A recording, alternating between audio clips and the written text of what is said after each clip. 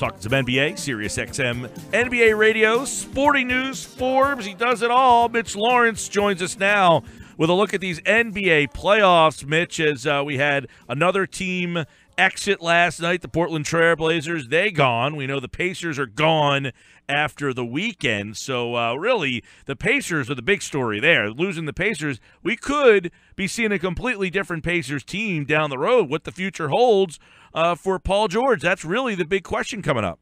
Yeah, that's it. Absolutely right. I mean, Paul George, as I wrote in Sporting News, he hasn't made it a secret apparently over the late years that he'd love to be a Laker. Magic Johnson would love for Paul George to be a Laker. The ball, in a lot of ways, is in the Pacers' court because they've got to deal with that. They've got to figure out, do they try to extend Paul George?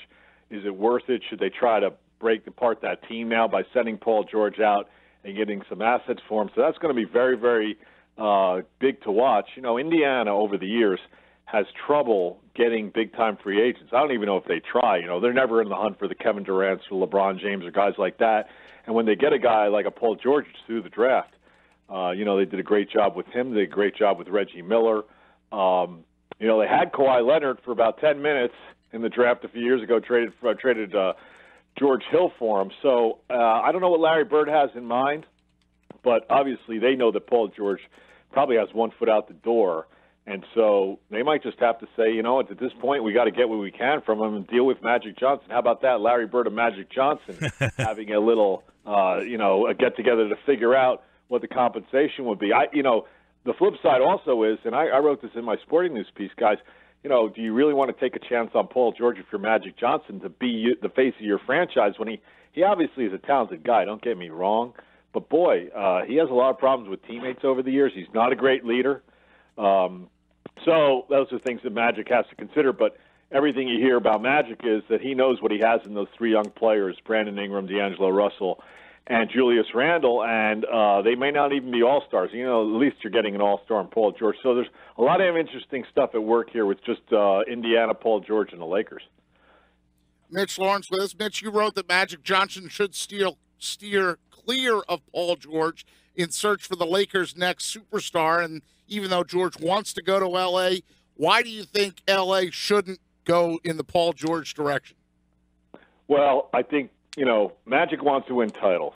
And so what they need is really players better than, you know, superstars, transcendent players. Magic needs Magic. Magic needs a guy like a Kobe Bryant. That's not Paul George. Now, you can come back and say, well, how are they going to get that player? I don't know. I don't know how they're going to get Kevin Durant. I don't know how they're going to get LeBron James. You know, who's these next players? You know, the problem is that Steph Curry's going to stay in Golden State. Durant's going to stay in Golden State. You know, LeBron, there's always been talk about LeBron going out to L.A. to end his career. You know, like everybody else, it seems, in the NBA, he's got a home out there. And there has been rumblings about that. But, yeah, you know, the thing that really turns me off about Paul George is just the stuff that you get with Paul George, where he's a very difficult guy. He's harder on teammates than he is on himself. That's always a criticism that you hear from Indiana people. He doesn't want to accept responsibility. He did a little bit after that Game 3 debacle where they blew the 26-point lead, but he really didn't have a choice. And then, you know, people just assume that leaders are kind of like there's just good leaders. There are bad leaders, guys, and I think Paul George is an example of that. Just in terms of how he comports himself. We saw it during the series that just was completed, throwing guys under the bus like C.J. Miles when he took that last shot in Game 1 and Paul wanted the ball. Stuff like that. I really think that's the argument against bringing in a Paul George. I think for Magic Johnson, they should try to look elsewhere. You know, nobody knew Kawhi Leonard was going to be the player that he is. Yeah. Spurs somehow got lucky, developed him. You know, maybe Magic Johnson can find a guy like that. So it's hard. I'm not saying it's easy, but Paul George, you know, if you build around him, what are you getting anyway? You're not going to be a title contender. No, and by the way, we're talking with Mitch Lawrence. He wrote that piece at sportingnews.com. And just think, if Kawhi would have never been traded to San Antonio, how differently things would have been, specifically for, well, I guess for San Antonio, but how about for Indiana? Well, that's the thing. And, you know, you have to remember, I mean, I remember when Kawhi was drafted, and nobody really, you know, the night of the trade, you know, the draft and the trade for George Hill, people knew that wow, the Spurs are giving up on George Hill. They love George Hill. They thought he was point guard of the future. Yes, Popovich today, he's still one of his all-time favorite players. And Kawhi Leonard was this big-time athlete, a slasher from San Diego State, I think it was, who couldn't shoot.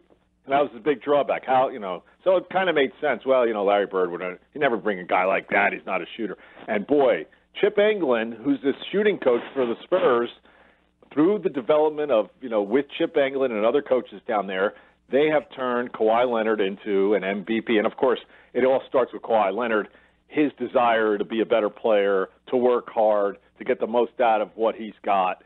And, that's the real key there. The player's got to be willing to do that, willing to work and put in the time. And so Kawhi Leonard has developed himself from a guy who you looked at and you said, well, he'll be an okay, maybe a starter, into an MVP caliber player.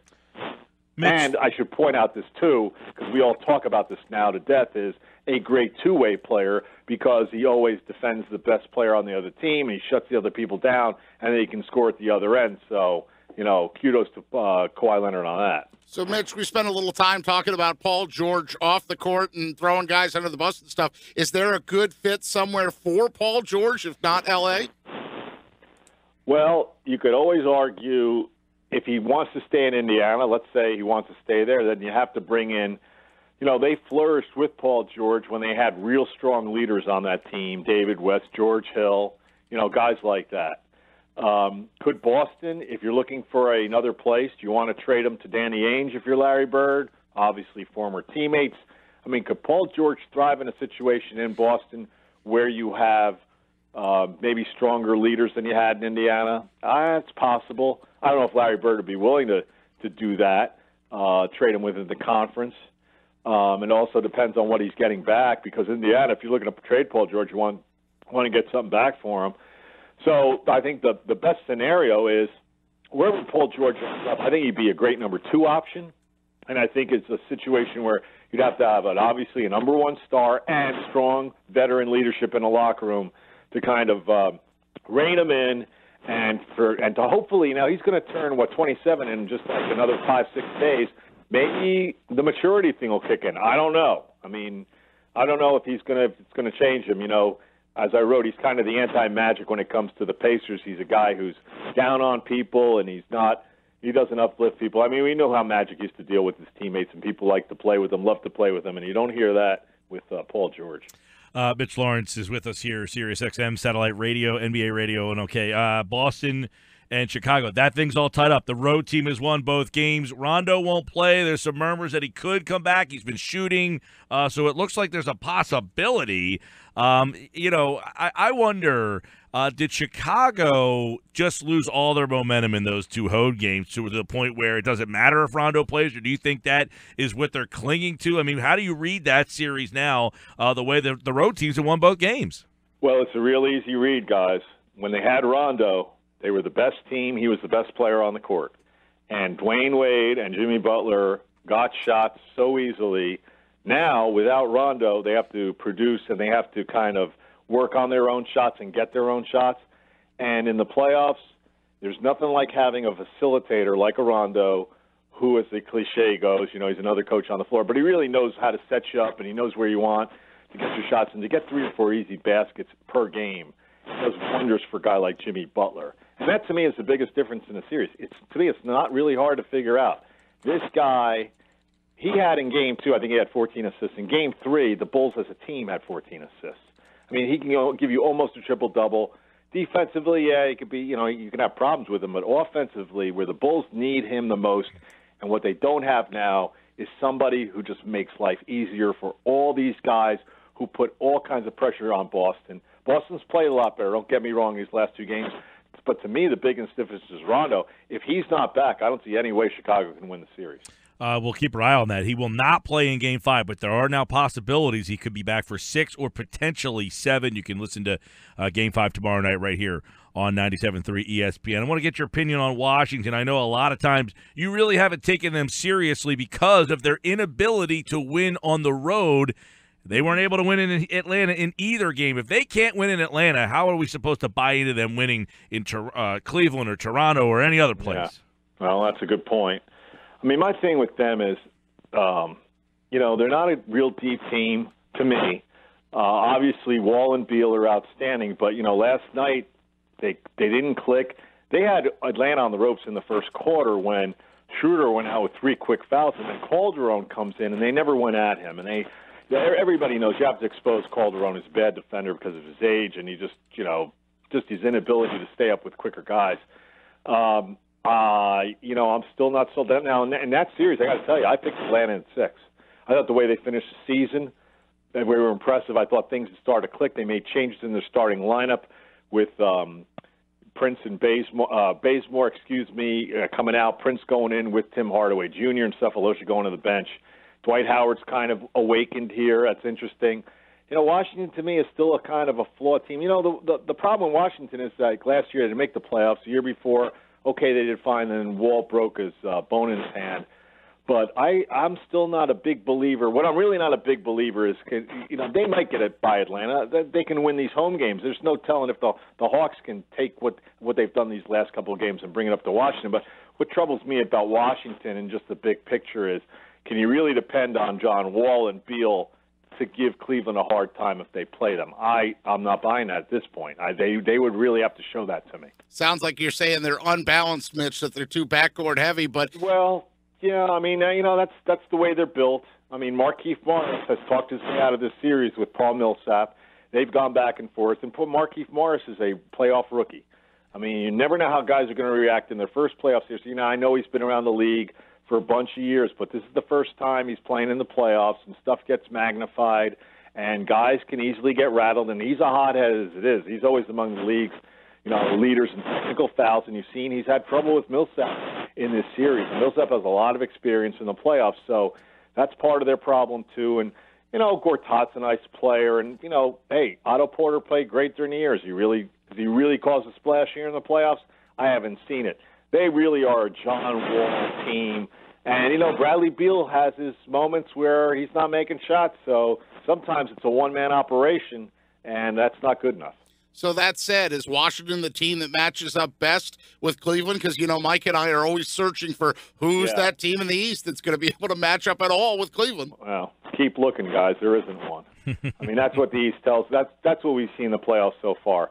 Toronto's picked up a little steam here in the last 2 games, but boy, when they lost to Milwaukee early in that series, and they were outplayed, and their trouble against length and quickness. Not big on Washington. Boston, to me, the way Cleveland closed out that series against Indiana, that just widened the gap in my mind in terms of, now people are talking about when they look at Cleveland, they say, well, there's these defensively, they're vulnerable. Well, that's fine, but you need to give me a team in the East that can exploit that.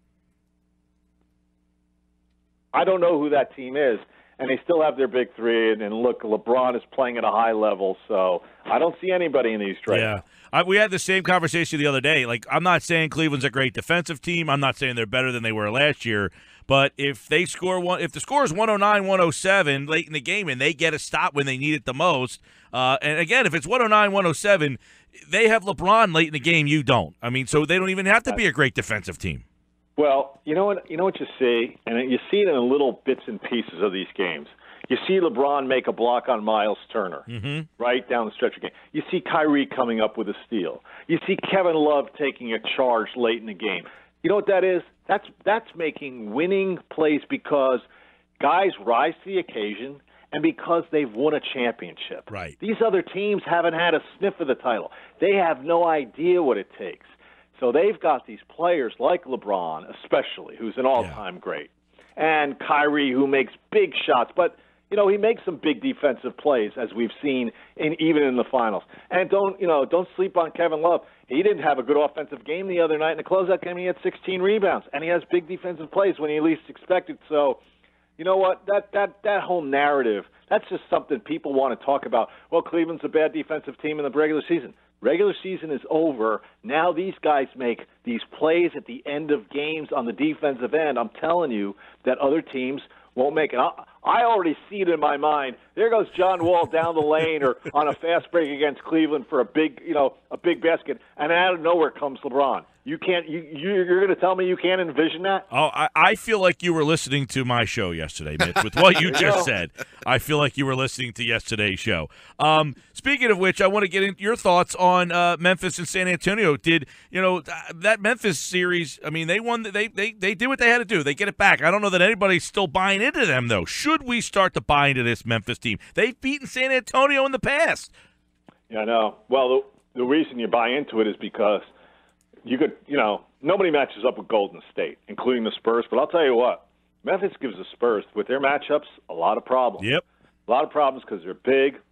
A lot of problems because San Antonio doesn't have great rim protection, and Mike Conley has exposed that. They can get to the basket against them. Look, Kawhi Leonard, it's taken, he's raised his level in 3 straight games in his point total, scored 16 straight at the end of the game the other night, and it took a great shot by Marc Gasol to beat them. So, I think this is a hell of a series. I'm actually rooting, nothing against the Spurs, but I'm rooting for Memphis to win the game, because I want to see the Spurs have to go into Memphis down 3-2. I've been to Memphis. Now, I haven't been to Memphis for a playoff game, but I've been down there for a regular season game. It's wild, man. It's like one of those home court advantages it's so underrated and under the radar. It's a tough place to play.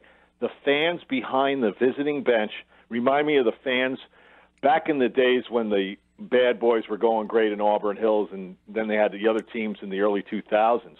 Boy, I'll tell you what, the fans in Auburn Hills, the people who sat behind the visiting bench, they were relentless, they were crude, and they got into people, and that's the way it is in Memphis. It is a crazy, crazy place. It's a hard place to play. Now, the Spurs have won in all kinds of situations, but that'd be a crazy place if Memphis went back there up 3-2. So much for Southern hospitality, huh? No, there is none off Beale Street. I'm telling you, it is a great.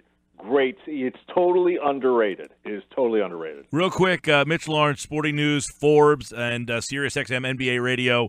Blake Griffin done. Does that change the plan? I mean, what's his future? What's that? I mean, how does that change the Clippers? I mean, they're 2-2. They might win the series. They might not. But the Griffin story, really, does that put a wrinkle in this whole offseason? Sure does. I mean, first of all, he has the ability to come back for one more year, $21.5 million. Everybody thinks he's still opting out to get a new contract. If you're an NBA executive and you're halfway interested in Blake Griffin, he's got a medical history now that's a mile long with the quad stuff. I know he broke his hand when he hit a guy, the equipment manager, but now with this foot injury, which I expect is going to get some sort of surgery. I don't know that for sure, but if it KO'd him from the rest of the playoffs through June, it must be pretty serious. First of all, I don't think they're going to get out of this series alive now because he means so much to them in terms of being able to score inside. The other thing is Gobert is back for Utah. Utah's basically whole now. We haven't seen Utah whole except for about a handful of games this year, and he was a Defensive Player of the Year candidate. Gordon Hayward will probably be over the food poisoning. You've got Joe Johnson, who's closing games for them. Now Austin Rivers is back tonight. He hasn't played in a month, so we'll see what Doc's kid can do. But I'll tell you what, I think it's a bad place for the Clippers. And going forward, I would assume. Now, people are still thinking great. Like I said, Blake Griffin can get a big contract. I don't know who said. Look, the Knicks. I could see the Knicks. The Knicks once gave Marius Stoudemire $100 million for 5 years guaranteed, knowing that after about 2 or 3 years his knees were going to go. So you always have a team like that's desperate and will roll the dice. But could this be the end? Sure. I mean, you never know. I just don't. Even if they get out of this round alive, look who they're staring at in the next round, Golden State. So Utah's got a lot going for it. It's almost like now Utah.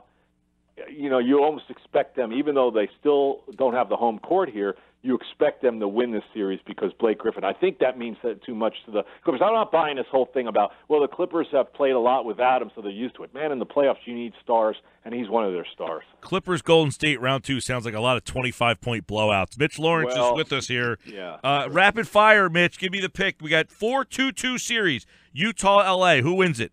Utah wins that. Boston-Chicago. Boston wins that. Washington-Atlanta. I got to still go with Atlanta. I picked them to start. Memphis-San Antonio. I'll pick San Antonio. I'll go with the chalk. All right, you the man, Mitch. Take care, pal. All right. Mitch Thanks, Lawrence, guys. Sirius NBA. Enjoyed it. Sirius NBA Radio, Sporting News, Forbes.